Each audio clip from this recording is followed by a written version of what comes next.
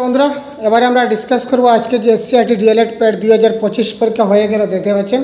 তো তার কয়েকটা প্রশ্ন আমরা পেয়েছি, এই প্রশ্নগুলোর আনসার কি আপনাদের সঙ্গে শেয়ার করার চেষ্টা করছি। তো তার সঙ্গে আপনাদের মতামত জানাবেন এবং বাকি প্রশ্নগুলো আপনারা কমেন্ট বক্সে দিলে আমরা পরবর্তী সময় আমরা আনসার কি বানাতে সুবিধা হবে, বাকি পার্টগুলো আমরা দিয়ে দেব। তো আপাতত যে কয়টা প্রশ্ন আমরা পেয়েছি সেইগুলো নিয়ে ডিসকাস করছি, সুতরাং দেখতে থাকুন এবং আপনাদের কার কয়টা কারেক্ট হলো মতামত আপনারা অবশ্যই কমেন্ট বক্সে আমাদের জানাবেন। তো একটা প্রশ্ন আমরা দেখেছিলাম যে filament of electronic bulb is made of, যে ইলেকট্রনিক বাল্বে ব্যবহৃত ফিলামেন্ট কী ধাতু দিয়ে তৈরি হয়।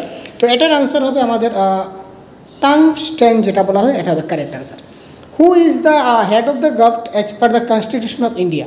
তো যেহেতু হেড অফ দ্য গভর্নমেন্ট বলেছে তখন এটা হবে কি প্রাইম মিনিস্টার, ঠিক আছে। যদি হেড অফ দ্য স্টেট থাকতো তাহলে সেটা বা হেড অফ দ্য মানে আমরা যে স্টেট বলতে রাষ্ট্র, যদি রাষ্ট্রের মুরব্বী তাহলে এটা হবে প্রেসিডেন্ট বা রাষ্ট্রপতি, আর হেড অফ দ্য গভর্নমেন্ট যদি হয়ে থাকে তাহলে এটা হবে প্রাইম মিনিস্টার বা প্রধানমন্ত্রী। দ্য চেয়ারম্যান অফ নীতি আয়োগ ইজ, নীতি আয়োগের অধ্যক্ষকে, এটা কারেক্ট আনসার হবে প্রাইম মিনিস্টার বা প্রধানমন্ত্রী। Name the governor general who introduced ডক্ট্রাইন of lapse in India, অর্থাৎ কোন গভর্নর জেনারেল সত্যবিলোপ নীতি প্রবর্তন করেছিলেন।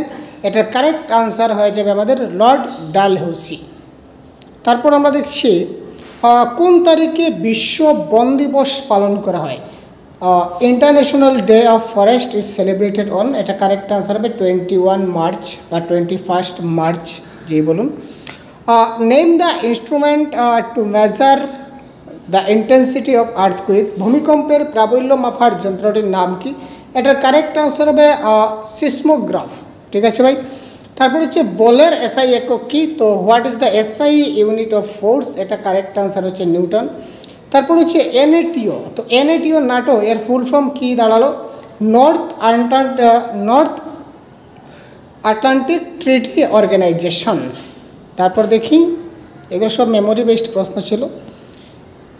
হু was awarded Assam Baibhav for the first time, এটা কারেক্ট আনসার হবে অসম ভৈবব পুরস্কার প্রদান করা হয়েছিল সর্বপ্রথম রতন টাটাকে, ঠিক আছে। রতন টাটাকে 2021 সনে প্রথম পুরস্কার প্রদান করা হয়েছিল। Recently in which national park of Assam a new orchid was founded, অর্থাৎ নতুন প্রজাতির এক ধরনের কপৌ ফুল কোন রাষ্ট্রীয় উদ্যানে পাওয়া গেছে। এটা কারেক্ট আনসার আমাদের হচ্ছে কি Dibru Saikia is the right answer. তারপর দেখে নেওয়া যাক who was the founder of ভক্তি আন্দোলন ইন আসাম। তো ভক্তি আন্দোলনের ফাউন্ডার কে ছিলেন আসামে, এটা কারেক্ট আনসার হবে শ্রীমন্ত শঙ্করদেব। হু ওয়াজ রিলেটেড উইথ স্বদেশী আন্দোলন, তো এটা সম্ভবত লালা লাজপত রায় হবে, যদি অপশনে থেকে থাকে। তো এটার অপশন আমরা পাইনি, এটা স্কিপ হয়ে গেছে, যার কারণে যদি অপশনে লালা লাজপত রায় থাকে তো 100% লালা লাজপত রায় হবে। তিনি পাঞ্জাব থেকে লড়েছিলেন, সঙ্গে ছিলেন স্বদেশী আন্দোলনের। আর যদি লালা লাজপত রায় অপশনে না থাকে তাহলে বাকি যেটা আছে সেটা হবে।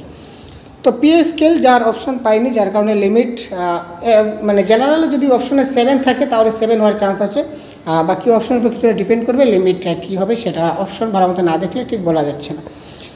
Which of the following is a north following river, ঠিক আছে।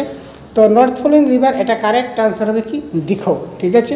তো আরও কয়েকটা আমাদের কাছে প্রশ্ন এসে গেছে, এইমাত্র আপনারা অনেকজনে আমাকে হোয়াটসঅ্যাপ করে প্রশ্নগুলো পাঠিয়েছিলেন, তো তাই আমি আনসার কিগুলো দেওয়ার চেষ্টা করছি, ঠিক আছে, দেওয়ার চেষ্টা করলাম। বাকি অনেকগুলো প্রশ্ন অলরেডি আমার কাছে এসেছে, তো আপনারা যারা অবশ্যই এখনও যার যেটা প্রশ্ন মনে আছে ভাই, তো দয়া করে কমেন্টে আপনারা প্রশ্নগুলো আপনারা পাঠিয়ে দেবেন সুন্দর করে লিখে, এবং কারেক্ট আনসার আমরা যতটুকু সম্ভব যত তাড়াতাড়ি সম্ভব আমি আপনাদেরকে দেওয়ার চেষ্টা করব। তো বাকি প্রশ্নগুলো আপনারা এই ভিডিওর কমেন্টে অবশ্যই জানাবেন, এবং আজকের এই যে কয়েকটা প্রশ্ন ডিসকাস করলাম তার মধ্যে আপনাদের কার কতটা কারেক্ট হলো সেটা অবশ্যই কমেন্ট বক্সে জানাতে ভুলবেন না। ধন্যবাদ, জয় হিন্দ।